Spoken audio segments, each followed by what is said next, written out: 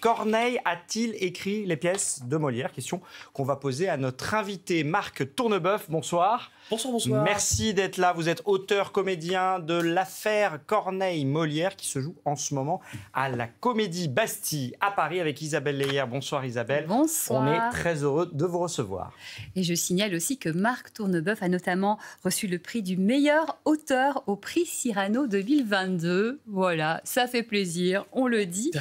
Alors cette pièce dont vous sortez, je tiens à le dire, merci d'enchaîner. Grand plaisir. Donc l'affaire Corneille-Molière, c'est l'histoire de qui, de quoi?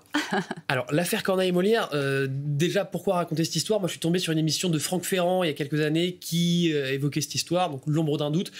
Pour lui il n'y a pas de doute, hein. Quand on regarde son émission on se dit Molière n'a absolument rien écrit.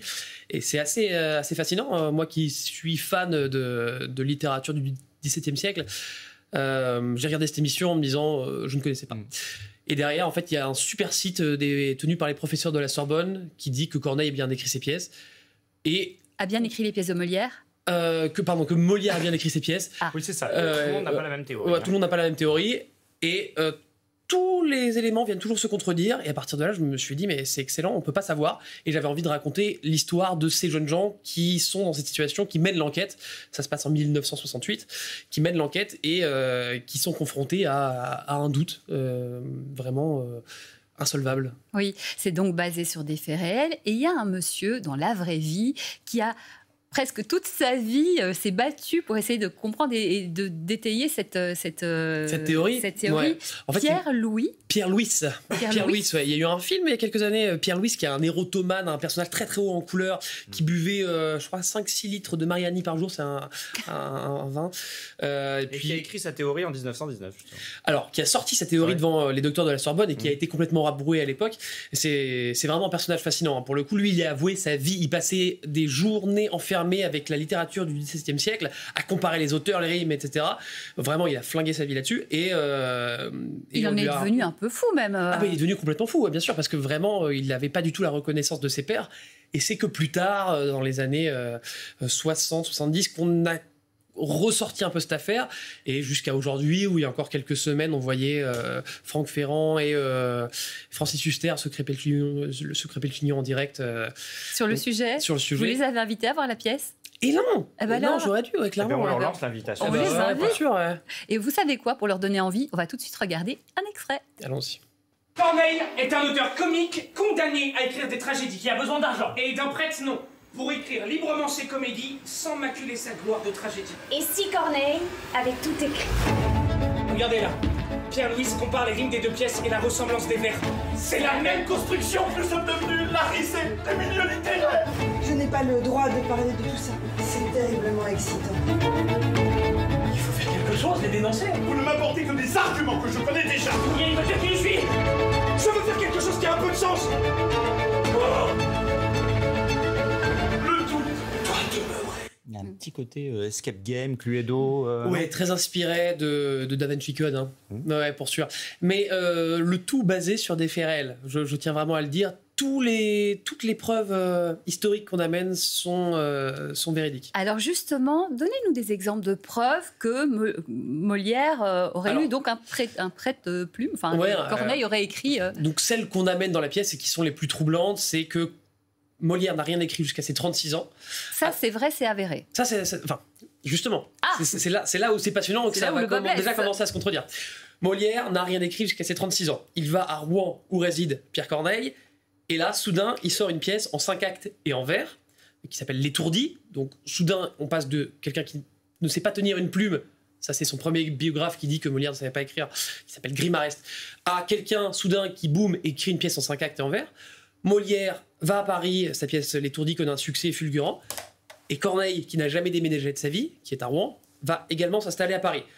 Il bosse. Un jour, il collabore sur la pièce Psyché, qui est le plus gros succès de la vie de Molière, du vivant de Molière en tout cas, et le nom de Corneille figure sur la préface. Louis XIV ne recevra plus jamais Molière à la cour, comme s'il avait éventuellement compris quelque chose. 2 ans après, Molière meurt, et là, Corneille quitte Paris, pile quand Molière meurt. Bon, ça, c'est les preuves principales. Il y a vraiment littéralement des centaines de pages d'arguments et de contre-arguments, et Alors, quel est l'intérêt de Corneille à écrire pour Molière sans qu'on sache que c'est lui-même qui a écrit? Donc, Corneille, en 1636, si je ne me trompe pas, sort le Cid. Le Cid qui est donc la tragédie parfaite, l'aboutissement vraiment du poète. Corneille est le poète le plus connu en Europe à l'époque. Et une fois qu'on écrit des tragédies, on ne va pas se rouler dans la fange de la comédie, donc on ne va plus lui ne va plus pouvoir faire ce qu'il aime. Les 8 premières pièces de Corneille sont des comédies. Mélique, Le Menteur, la Place Royale, etc. Une fois qu'il a écrit le Cid, il est condamné à ne plus faire que de la tragédie. Et également, il a besoin de régler ses comptes, notamment contre les précieuses des Salomondins qui ont explosé son Polyeucte. Ça pourrait être intéressant d'avoir un nom qui porte pour lui ses paroles sur, pourquoi pas, les précieuses ridicules, sur les faux dévots, éventuellement, Tartuffe, etc. Il se cache derrière Molière pour faire passer ses messages. C'est un des arguments qui sont apportés effectivement par les cornéliens. Alors on l'a vu dans l'extrait, hein, c'est une mise en scène très enlevée, très cinématographique de Julien Alluguet, qui est incroyable, ça virevolte.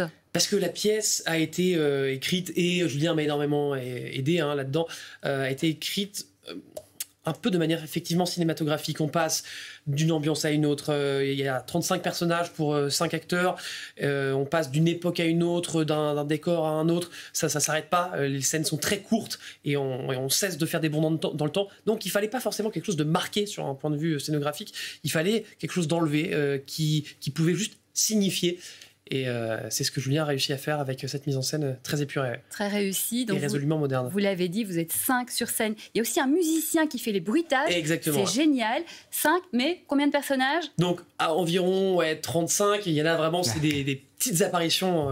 Ça, c'est une tendance de fond en ce moment dans le théâtre. C'est vrai. Donc, des gens qui changent de personnages très très vite, avec beaucoup de talent, souvent. Je pense à des pièces de Michalik, par exemple. Pour sûr. Alors après, moi, Michalik, j'adore. Oui. Pour autant, si on avait le budget, j'imagine qu'on ferait aussi des pièces à 12, 15, 30 personnes, 30 acteurs. Sûrement. Enfin, ce sont les mystères du Moyen-Âge. Moi, c'est avec ça que j'ai commencé le théâtre. Mais du coup, c'est génial pour les acteurs parce qu'ils ont plein de rôles à jouer. C'est clair. Et je pense que dans les coulisses, il y a aussi un autre spectacle, c'est les changements super rapides. C'est un autre spectacle en coulisses, surtout pour 2 d'entre eux qui ont, je crois que l'acteur le plus âgé, Jean-Philippe, a une dizaine de rôles. Et donc lui, quand il sort en coulisses, c'est les vêtements qui volent. On les salue. On va d'abord aller voir le spectacle qui est sur la scène. Ça s'appelle L'affaire Corneille-Molière. Ça se passe à la Comédie Bastille à Paris. Vraiment une super troupe. Bravo à vous. Vous en êtes l'auteur et vous en êtes un des comédiens. On vous souhaite beaucoup de succès. Merci beaucoup.